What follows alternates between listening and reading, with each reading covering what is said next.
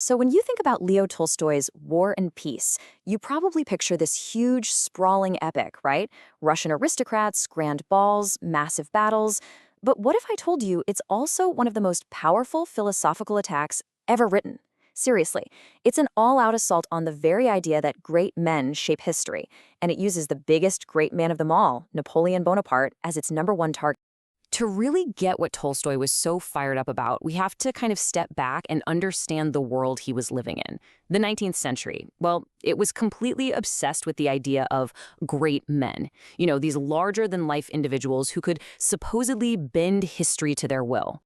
And look, this wasn't just some casual saying. It was a dominant philosophy. Thinkers like Thomas Carlyle were out there arguing that the entire story of humanity is really just the biography of its heroes. And for them, there was no greater hero, no more perfect example of this whole theory than Napoleon. I mean, the legend around this guy was immense. Napoleon was seen as this unstoppable force of nature, a singular military genius whose personal will literally reshaped the map of Europe. He was the ultimate history maker, the sovereign individual who stood above the masses and directed the currents of time himself. This is the exact question Tolstoy throws right in the middle of everything. What if this idea of the great man isn't the cause of historical events at all, but just the most visible symptom? What if the emperor, in fact, has no clothes? Now, Tolstoy didn't just write some academic essay to argue his point. No, he did something way more clever. He used his absolute masterpiece, War and Peace, as a literary weapon to systematically dismantle the Napoleonic legend and the entire theory of history that it stood for. Tolstoy's analogy here is just brilliant. He's saying that focusing on a great man is like looking at the hands of a clock and thinking, they're what makes it tick. You completely miss the thousands of tiny interconnected gears, the actions of millions of ordinary people that are actually driving the whole thing from the inside. And he doesn't just talk about it, he puts this philosophy right there on the page. In the novel, the mythic, legendary Napoleon completely vanishes. Instead, we get a guy who's indecisive and sick during the pivotal Battle of Borodino. He's shown as arrogant, totally obsessed with his own image, and ultimately just a passive figure who's swept along by events he cannot possibly control. Tolstoy cuts him down to size to make a much, much bigger point. Okay, so if Napoleon isn't the one in charge, who is? This is where we get to Tolstoy's really radical and honestly fascinating theory of how history actually works. Tolstoy was a big believer in something called historical determinism. The basic idea is that history is this enormous, unstoppable wave, a force made up of the combined wills and actions of millions and millions of ordinary people. A so-called great leader like Napoleon, well, he isn't steering the ship. He's just the figurehead at the very front, getting carried along by a current he had no part in creating. This is such a critical insight. For Tolstoy, the whole idea of rational control from the top is a total fantasy. In the pure chaos of a battle, Napoleon's grand plans are completely meaningless. Power, in Tolstoy's view, doesn't actually direct the chaos.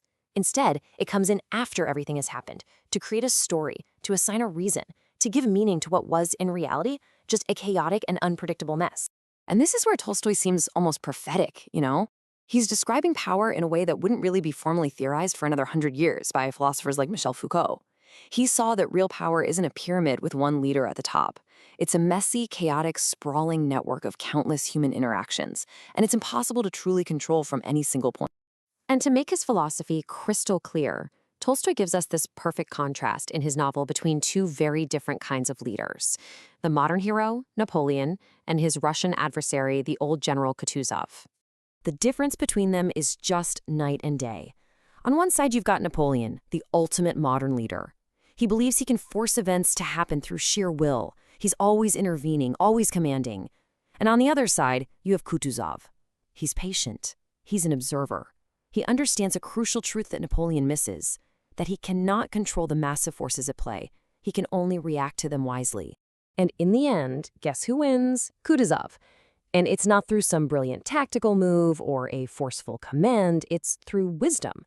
Tolstoy uses him to show us a profound ethical alternative, a type of leadership that's based not on domination, but on humility and accepting your place within a much larger, uncontrollable flow of history.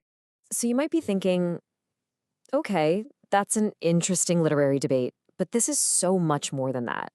Tolstoy's critique of power, written over 150 years ago, feels more relevant right now than ever. The man was a true visionary. So when you put it all together, you can really see how Tolstoy used Napoleon to expose the core myths of modern power. This idea of the great man, the all-powerful charismatic leader, the fantasy of central control, and this notion that any one person can really write history. I mean, just look at this timeline. It really puts into perspective how mind-blowingly ahead of the curve he was. Tolstoy was critiquing what we'd call charismatic authority more than 50 years before the sociologist Max Weber even gave it a name. He was describing power as a decentralized network a full century before Michel Foucault made that a famous philosophical concept. It's just incredible. And that leaves us with a final thought, one that brings it all back to today. In our own world, which is filled with these larger-than-life CEOs, presidents, and influencers who we believe are shaping our reality, is Tolstoy's warning about the illusion of power the very thing we need to hear most? It really makes you wonder who or what is actually in control.